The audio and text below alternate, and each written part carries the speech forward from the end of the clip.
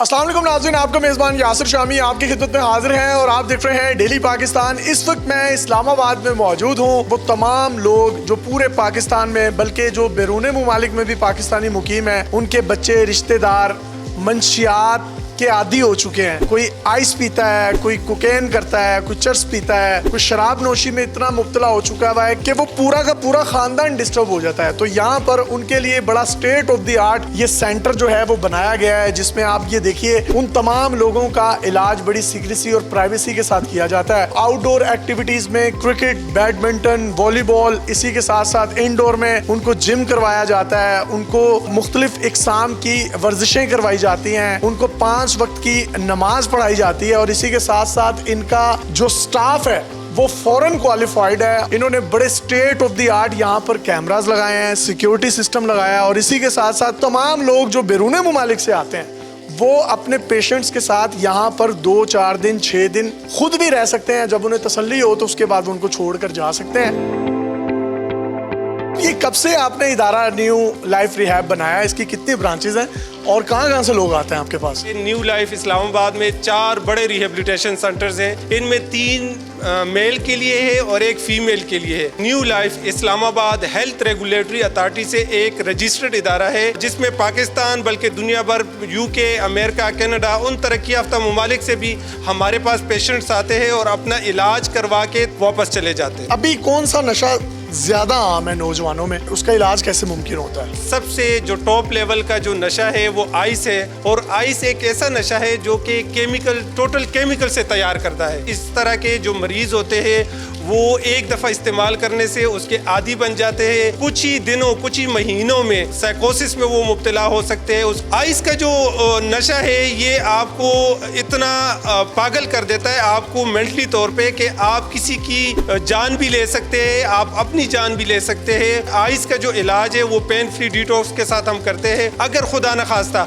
आपका कोई बच्चा या प्यारा आइस के नशे में मुब्तला है तो जल्द से जल्द उसका इलाज करवाए, क्योंकि खुदा न खास्ता वो आपको या आपकी फैमिली को कोई बड़ा नुकसान ना पहुंचा दे या उससे कोई हाथ से कोई नुकसान ना हो जाए। न्यू लाइफ का विजिट भी करवाते हैं और मजीद इस पे बात करते हैं। आज ही हमारे साथ ये हमारा सिटिंग एरिया है। यहाँ पे जो हमारे पास पेशेंट्स होते हैं उनके लवाहिकीन यहाँ पे आके अपने प्यारों को CCTV से भी देख सकते हैं और यहाँ पे उनके लिए वेटिंग के लिए बड़ा ही ज़बरदस्त किस्म का हमने एक माहौल बनाया। मैडम मुझे बताइएगा, आपके पास जो यूके, यूरोप या कनाडा, अमेरिका से जो पेशेंट्स आते हैं तो उनके ट्रीटमेंट आप कैसे करते हैं और ज़्यादातर उनमें तादाद किन लोगों की होती है? हमारे पास जो बाकी कंट्री से, आउट ऑफ कंट्री से पेशेंट्स आते हैं, उनका ट्रीटमेंट प्रोटोकॉल तो देखिए, चाहे वो पाकिस्तान से हैं चाहे वो आउट ऑफ कंट्री से हैं, सेम होता है, बिकॉज हम इंटरनेशनल स्टैंडर्ड्स को फॉलो करते हैं। अगर हम पाकिस्तान की बात करें तो यहाँ पे कैनबिस जो है बहुत कॉमन है।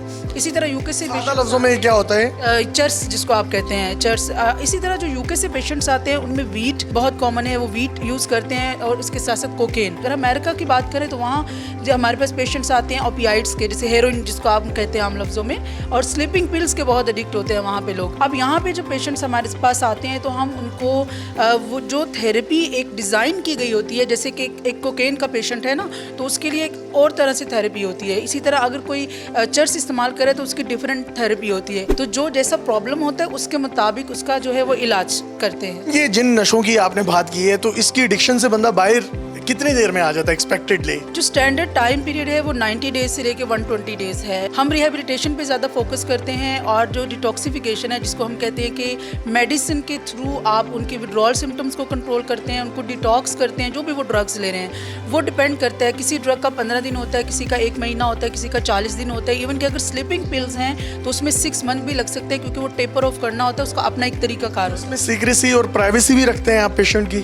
बिल्कुल, इसमें तो ज़ीरो टॉलरेंस है और जो इनकी कॉन्फिडेंशियलिटी होती है, प्राइवेसी होती है, उसको किसी सूरत भी हम ब्रीच नहीं कर सकते। कुछ लोग हैं जो आउट ऑफ कंट्री से आते हैं, तो वो उनके जो अटेंडेंट या रिश्तेदार हैं वो भी यहाँ पे स्टे कर सकते हैं? डेफिनेटली देखिए, उनके लिए मुश्किल होता है डिसीजन लेना, यहाँ पे छोड़ना, ट्रस्ट इश्यूज होते हैं। इसलिए हम उनको कहते हैं कि जब वो घर जाएं तो मेंटली जो है वो पीस लेके यहाँ से जाएं। इसलिए हम उनको ऑफर करते हैं कि आप जब तक अपने बच्चे को यहाँ छोड़ें, आप उनके साथ रहें। हम उनको अकोमोडेट करते हैं, वो रहते हैं, वो डॉक्टर से मिलते हैं, वो ट्रीटमेंट को देखते हैं, उसके बाद जो है वो उनको छोड़ के चले जाते हैं। एंड देन हम उनकी जो है वो फ़ोन पे वीडियो कॉल्स होती हैं, वो अपने बच्चे के साथ राब्ते में रहते हैं।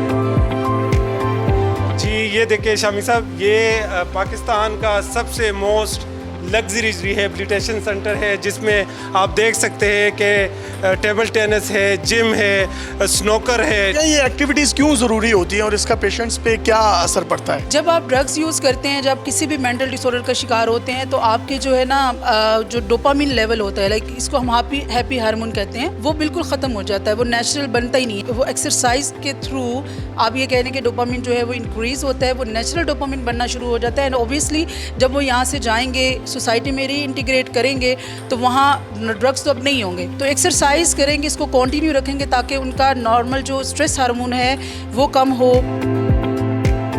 जी शामी साहब, ये आप देख सकते हैं कि कितना खूबसूरत बेडरूम है, जिसमें मसाज चेयर हमने स्पेशली पेशेंट के लिए यहाँ पे तो रखी। बिल्कुल एक घर लग रहा है, सेंटर लग ही नहीं रहा ये। जी बिल्कुल, ये हमारे जितने भी रूम्स है मोस्ट लग्जरी रिहेबिलिटेशन सेंटर, इसको हमने नाम इसलिए दिया है। तमाम तर सहूलियात जो कि घर में एक बच्चे को मुयसर होती है, वो हमने देने की 100% कोशिश की है। और घर जैसा माहौल इसलिए है कि वो थोड़ा उसके कंफर्ट लेवल को हम देखते हैं, और घर से दूर रहना एक मुश्किल टाइम है। एक तो उसको पेन है, दूसरा ड्रग से दूर हो रहे हैं, ट्रीटमेंट में हैं, और घर वालों से भी दूर हैं। इसलिए हम कहते हैं कि घर पुरसुकून इन्वायरमेंट उनको मिल सके, ताकि जितना हो सके उनका इलाज का मरहला आसान गुजरे। हमारे पास प्रॉपर प्रोफेशनल ट्रेंड स्टाफ मौजूद होता है। अगर कोई मरीज तंग करे, इस तरह के होते हैं कुछ साइको से, तो फिर उनको किस तरह से आप? इसके लिए हमारी पूरी प्रोफेशनल की टीम है। डेफिनेटली साइकोलॉजिस्ट हैं, साइकेट्रिस्ट हैं, आलमदीन हैं, वो किसी के पास बैठ जाते हैं, मेडिसिन है। आप जैसी इतनी खूबसूरत साइकोलॉजिस्ट हो तो आधे तो मरीज वैसे ठीक हो जाते हैं। जी, ये तो बस आपने ऐसी बात की है, मैं आपको क्या कह सकती हूँ। जो ग्रुप थेरेपी रूम है वो दिखाएंगे, जहाँ पे क्लास होती है, और बाकी जहाँ हम पेशेंट्स को अकोमोडेट करते हैं, जो उनके बेडरूम्स हैं, उनका विजिट ये करें। तो क्लासरूम्स लग रहे हैं जिस तरह से स्कूल में होते हैं। यहाँ पे ग्रुप थेरेपी होती है, साइको एजुकेशन के हम लेक्चर देते हैं। जैसे अभी हमारी क्लास कंटिन्यू है, इसमें हम जो हमारे पेशेंट्स हैं उनको साइको एजुकेट करते हैं ड्रग्स के हवाले से, और किस तरह वो ड्रग्स से दूर रह सकते हैं, किस तरह क्रेविंग को मैनेज करना है, कैसे आप रिलैप्स से दूर रह सकते हैं। ये हमारा रिलैप्स कंट्रोल प्रोग्राम है।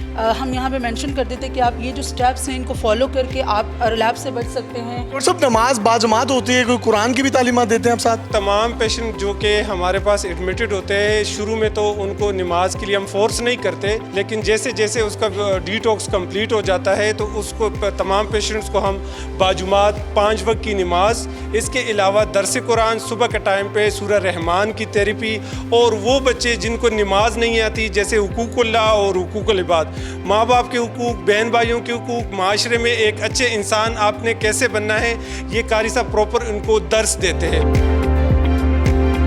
नशे के मरीजों की रिहैब के लिए किन किन डॉक्टर्स का होना ज़रूरी होता है? इसमें साइकाट्रिस्ट है, क्लिनिकल साइकोलॉजिस्ट हैं, एडिक्शन ट्रीटमेंट स्पेशलिस्ट है, पैरामेडिकल स्टाफ है, और इसके आपके पास ये सारे हैं? बिल्कुल है हमारे पास काउंसलर्स होते हैं, साइकोलॉजिस्ट होते हैं, जो उनके ग्रुप सेशंस और जो इंडिविजुअल सेशंस करते हैं। साथ साथ फैमिली की काउंसलिंग भी की जाती है। आपको जैसे पता है कि एडिक्शन एक फैमिली डिजीज़ है, और फैमिली के भी बहुत सारे इश्यूज होते हैं, और फैमिली को ये भी बताना होता है कि आपने अपने जो प्यारा है, जो ड्रग्स में इन्वॉल्व हो गया, उसको डील कैसे करना है। कोई नफ्सियाती बीमारियों का भी इलाज होता है यहाँ? जितने भी साइकेट्रिक बीमारियां हैं, जिसमें मोस्ट कॉमन शिज़ोफ्रीनिया डिसऑर्डर है, बाइपोलर है, ओसीडी है, इस तरह की जो बीमारियां, जो मरीज नफ्सियाती तौर पे घर में मौजूद होते हैं और वो घर पे मेडिसिन नहीं खाते, तो उनके लिए रिहेबिलिटेशन लाना बहुत ही ज़रूरी होता है, क्योंकि रिहेबिलिटेशन सेंटर में ही आपका प्यारा एक नई ज़िंदगी की तरफ लेकर आता है। क्या नशा करते थे और अब कैसी है?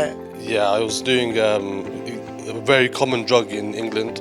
It's called nitrous oxide balloons. It's very common among teenagers. So I got caught up in this addiction. I've been here now for 3 months, over 3 months. It's excellent facility, controlled environment. It's top class psychoeducation.